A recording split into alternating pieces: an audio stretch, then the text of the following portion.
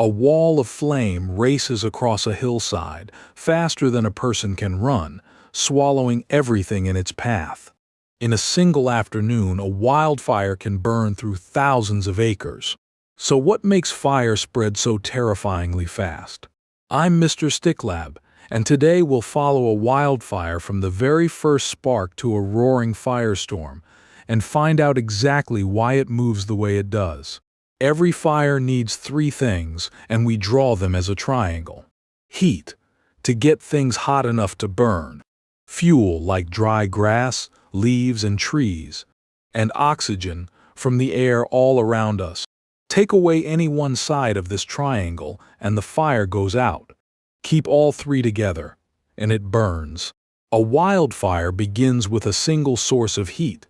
It might be a lightning strike, a stray spark from a power line, or a campfire left smoldering.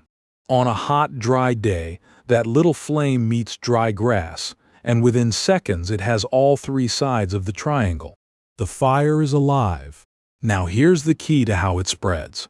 A flame doesn't just burn what it touches. It throws out heat in every direction like a tiny sun. That heat reaches the plants just ahead, drying them out and warming them up, until they burst into flame on their own. The fire is constantly preparing its next meal before it even arrives. And the single biggest thing that speeds a fire up is wind. Wind does two jobs at once. It feeds the flames a fresh supply of oxygen, making them burn hotter. And it tips the flames over, pushing them flat against the unburned plants ahead, preheating them even faster. So a fire always races fastest in the direction the wind is blowing. Terrain matters too, because fire climbs a hill far faster than it travels across flat ground. The slope holds the flames close against the ground above them, so the plants higher up get preheated much sooner. A fire moving uphill can suddenly double its speed. But a wildfire has one more trick, and it's the most dangerous of all. The wind doesn't just push the flames. It picks up burning embers and hurls them high into the air, carrying them far ahead of the fire. These embers rain down on fresh, dry fuel, starting brand new fires hundreds of yards in front. This is called spotting, and it's why a wildfire can leap straight over a road, a river, or a firefighter's break in the trees. So how do you stop something like this? You attack the triangle. Water and foam steal the heat, cooling the fire below the temperature it needs to burn.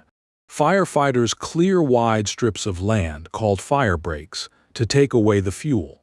And dropping retardant smothers the flames, cutting off their oxygen.